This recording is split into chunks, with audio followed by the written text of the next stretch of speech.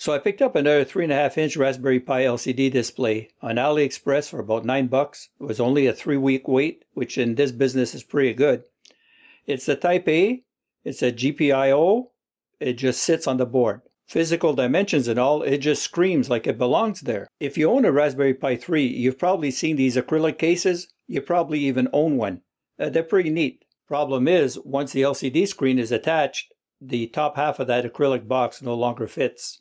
Now there are options on Thingiverse for full cases for these, but I kind of like this acrylic box, and I figured all it needs is a lid. I host the STL file on my Google Drive, and this top is designed to snap onto the acrylic bottom. That's all it really needed was a top, beveled edges to the screen, access to all ports, ready access to the SD card, which as you know is important in Raspberry Pi work.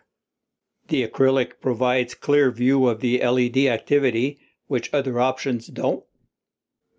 So, what's not to like? Take care, guys.